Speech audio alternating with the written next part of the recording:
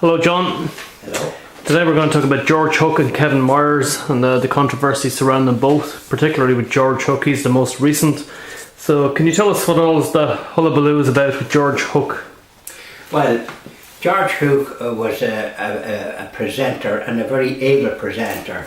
He's a man of mature years, in his 70s. He was a presenter on the Newstalk radio, independent radio station, which by and large competes in a way with the state broadcaster RTE, Radio Television, their radio section.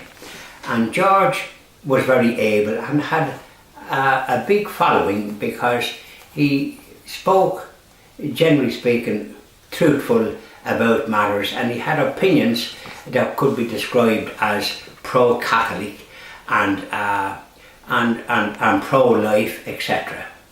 Now, and he used to talk to a columnist in I don't know whether it was Chicago or Boston, I think, and it was a very interesting contribution, usually for half an hour every week. So George was one of those presenters on Newstalk. He had a program called High Noon from 12 o'clock to 2 o'clock, 5 days a week, Monday to Friday. And any chance I got, I listened to George because, generally speaking, his views would coincide with the sort of views I would have myself. He seemed to have common sense. That's number one. But he did attract enemies, particularly from what I call the lunatic left side and the pro-abortion, the so-called pro-choice brigade. This brigade that has prevented speakers in various hotels, the pro-life people, from voicing their opinions and holding meetings. So this is the crowd that objected to George before he was actually suspended for one item that he said in good faith, which most of us didn't find fault with whatsoever.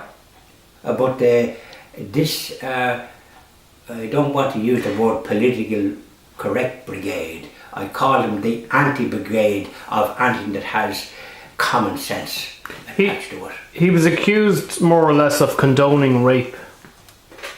Well, that would be a very narrow, bigoted understanding of what George said.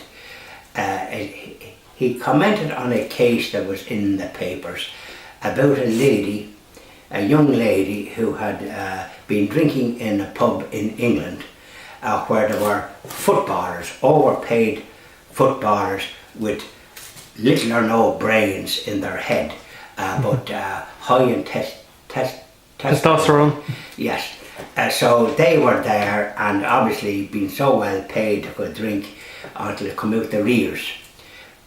Suffice to say that she went with one of these footballers whom she only met back to his hotel and had sexual relations with that footballer. Being of, what would I call it, high in testosterone but low in intelligence and moral fibre, he left. In the meantime, another footballer took his place, and when the girl came to, it wasn't the one that she thought she had agreed to go with, and she complained about being raped. Now, having intercourse is, in her case, was voluntary with one, and it might appear, and I'm not saying it does, but that she was easy game for anyone. Now, it turned out that she complained about this individual and complained of being raped.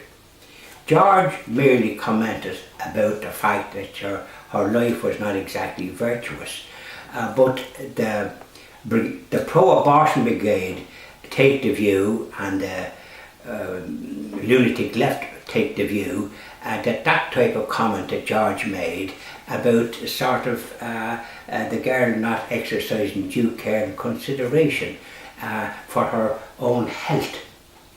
In other words, she could pick up a disease with unprotected. There's nothing to suggest that it was unprotected, though. I don't think. Well, we don't know. You see, the fact of the matter is that this would. I think George was pointing out that we'd say he had a daughter, or anyone with a daughter, they would like to think that they had some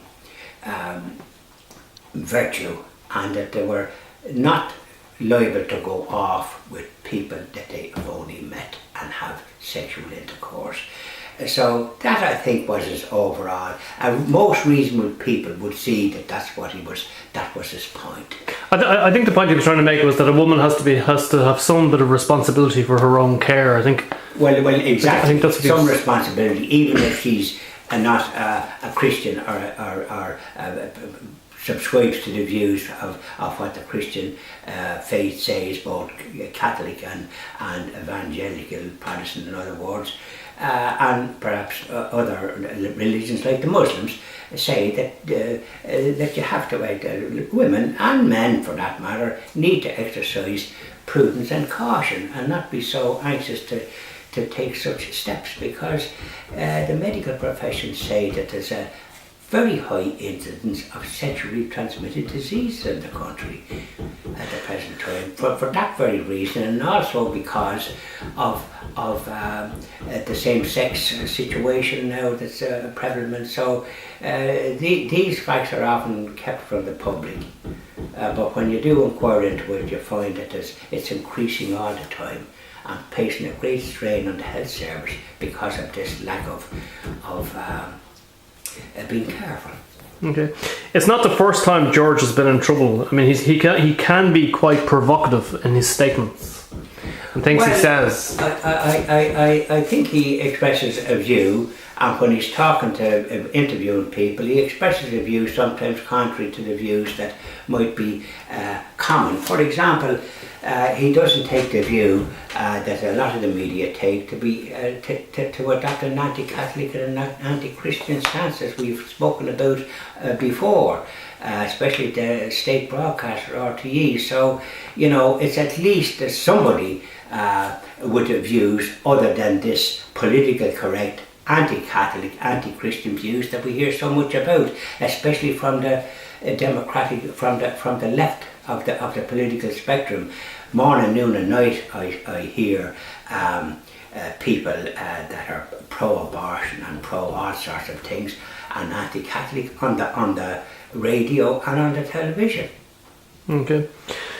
Right, John, in the next video we're going to talk about Kevin Myers. Okay, again another there was controversy about Kevin, so we'll see you in the next video. Okay. Okay. Thanks very much. Bye bye.